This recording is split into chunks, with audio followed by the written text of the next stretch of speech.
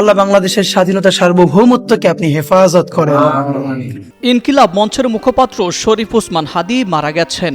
বৃহস্পতিবার বাংলাদেশ সময় রাত ৯টা ৪৫ চিকিৎসাধীন অবস্থায় সিঙ্গাপুরে তিনি মারা যান। তার ভেরিফাইড ফেসবুক পেজের এক পোস্টে এই তথ্য নিশ্চিত করা হয়। তার মৃত্যুতে বিএনপি, জামায়াতে ইসলামী ও জাতীয় নাগরিক পার্টি নিজেদের ভেরিফাইড ফেসবুকে তারা শোকবার্তা দেয় দলগুলো। বিএনপি শোকবার্তায় লিখেছে, ইন্না লিল্লাহি ওয়া ইন্না ইলাইহি রাজিউন। ইনকিলাব মঞ্চের মুখপাত্র, ঢাকা ৮ আসনের স্বতন্ত্র প্রার্থী শরীফ ওসমান হাদীর মৃত্যুতে আমরা গভীরভাবে শোকাহত। জামায়াতে ইসলামী তাদের ভেরিফাইড ফেসবুকে শোকবার্তা দিয়েছে। শোকবার্তায় দলটি লিখেছে, ইন্না লিল্লাহি ওয়া ইন্না ইলাইহি রাজিউন। ইনকিলাব মঞ্চের মুখপাত্র ও জুলাই আন্দোলনের সম্মুখ সারির যোদ্ধা জনাব শরীফ ওসমান হাদী আজ সিঙ্গাপুরে চিকিৎসাধীন অবস্থায় শাহাদাত বরণ করেছেন। মহান আল্লাহ তাকে ক্ষমা করুন, তার প্রতি রহম করুন এবং শাহাদাতের মর্যাদা দিয়ে জান্নাতুল ফিরদাউসের উঁচু মাকাম দান করুন, আমিন। এনসিপি শোকবার্তায় লিখেছে, ইনকিলাব মঞ্চের মুখপাত্র গণ অভ্যুত্থানের পর গঠিত জাতীয় নাগরিক কমিটির অন্যতম সদস্য ও ঢাকা ৮ আসনের স্বতন্ত্র প্রার্থী শরীফ ওসমান হাদী আজ সিঙ্গাপুরে চিকিৎসাধীন অবস্থায় ইন্তেকাল করেছেন। ইন্না লিল্লাহি ওয়া ইন্না ইলাইহি রাজিউন। দলটির পক্ষ থেকে লেখা হয়, আমাদের এই সহযোদ্ধার অকাল প্রয়াণে এনসিপির সর্বস্তরের নেতাকর্মীরা গভীরভাবে শোকাহত। আমরা মরহুমের বিদেহী আত্মার মাগফিরাত কামনা করছি এবং তার শোকসন্তপ্ত পরিবার পরিজনের প্রতি গভীর সমবেদনা জানাচ্ছি।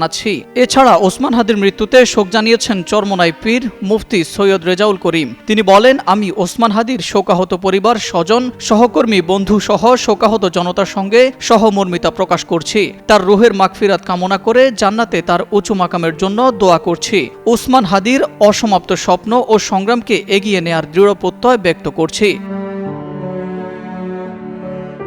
শরীফ ওসমান হাদী ঢাকা ৮ আসনের সম্ভাব্য স্বতন্ত্র প্রার্থী ছিলেন। তাকে গত ১২ ডিসেম্বর রাজধানীর পল্টনের বক্স কালভার্ট রোডে ব্যাটারি চালিত অটোরিকশায় করে যাওয়ার সময় গুলি করা হয়। গুলিবিদ্ধ হাদীকে প্রথমে ঢাকা মেডিকেল কলেজ হাসপাতালে, এরপরে অবস্থার অবনতি হলে এভার কেয়ার হাসপাতালে ভর্তি করা হয়। গত সোমবার উন্নত চিকিৎসার জন্য তাকে এয়ার অ্যাম্বুলেন্সে করে সিঙ্গাপুরে নেওয়া হয়। সেখানেই চিকিৎসাধীন অবস্থায় শেষ নিঃশ্বাস ত্যাগ করেন তিনি। ২০২৪ সালের জুলাইয়ের গণ অভ্যুত্থানের পর হাদীর হাত ধরেই আত্মপ্রকাশ করে সাংস্কৃতিক ও রাজনৈতিক প্ল্যাটফর্ম ইনকিলাব মঞ্চ।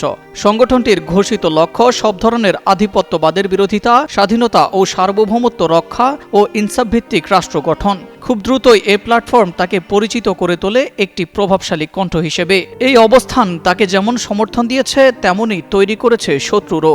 গত নভেম্বর মাসে নিজের ফেসবুক পেজে দেওয়া এক পোস্টে হাদী জানিয়েছিলেন, দেশি বিদেশি অন্তত ৩০টি নম্বর থেকে তিনি হত্যার হুমকি পাচ্ছেন। বাড়িতে আগুন দেওয়া, মা বোন স্ত্রীকে নিয়ে নানা হুমকির কথাও সেখানে উল্লেখ করেন তিনি। তবে জীবননাশের আশঙ্কা সত্ত্বেও ইনসাফের লড়াই থেকে সরে দাঁড়াবেন না বলে সাফ জানিয়ে দেন হাদী।